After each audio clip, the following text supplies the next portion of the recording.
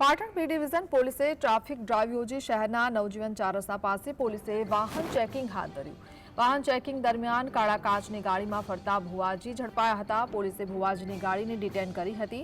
વાહન ચેકિંગમાં 50 કાળા કાચની ગાડીઓ ઝડપાતા પોલીસે દરેક ચાલકોને 1000નો મેમો આપ્યો છે। પોલીસે 25 જેટલા વાહનો ડિટેન કરી આગળની કાર્યવાહી પણ હાથ ધરી છે।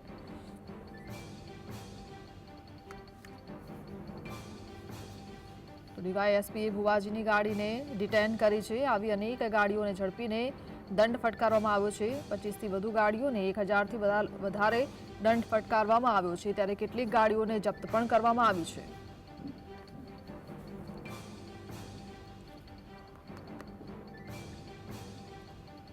સંવાદદાતા અલ્કેશ જોડાયા છે। અલ્કેશ, શું જાણકારી પોલીસની જે રીતે ડ્રાઈવ યોજાય છે તેને લઈને?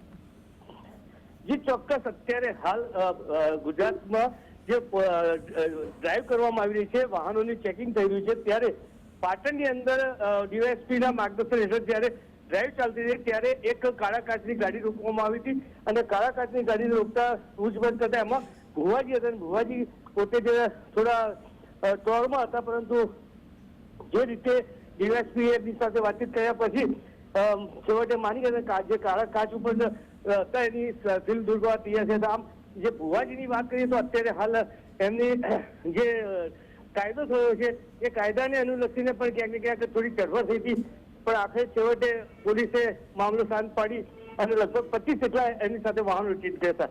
જી, આભાર।